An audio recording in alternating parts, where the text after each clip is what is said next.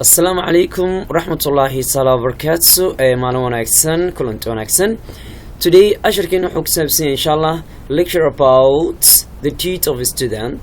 Mawduuc ku saabsan waajibka ardayga. Lecture about the duty of a student.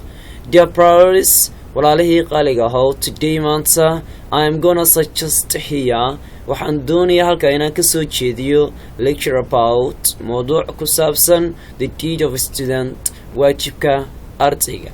So sidaas darteed the student ardaygu must be different, waa inuu ka duwanaadaa waa inuu ahaadaa markaasi mid ka duwan from other people, dadka kale, at the side of character, dhinaca dabeecadda, experience, khibradda, and respecting iyo dhinaca tixgelinta. Because sababtoo ah the students of today, ardayda maanta, are the leaders of tomorrow, waa hogaamiyaasha berito.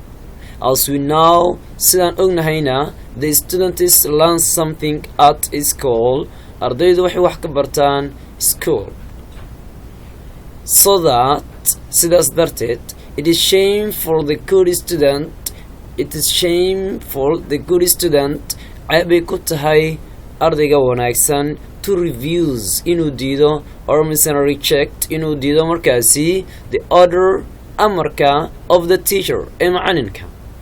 Because sababtoo the teacher macalinku is your second father, waa aabahagii labaad. So sidaas darteed it is not good, ma wanaagsana, to custom in caado laga dhigto oo dhaqan in laga dhigto to speak in the class, to speak oo markaasi lagu dhex hadlo in the class fasalka completely gebi ahaanba. Reality xaqiiqdii mise run ahaantii, you cannot understand the lesson, adigu ma fahmi kartid casharku if the teacher, haddii uu macalinka does not explain it, am sharxaynin casharka. Dear priorities, today I am gonna suggest here a lecture about the duty of a student. So the student must be different from other people at the side of character, experience, and respecting. Because the students of today are the leaders of tomorrow. As we know, the students learn something at school. So that it is shame for the good student to refuse or reject the order of the teacher.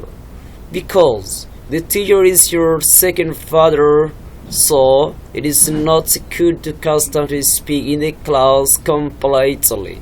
Really, you cannot understand the lesson if the teacher does not explain it. Thanks.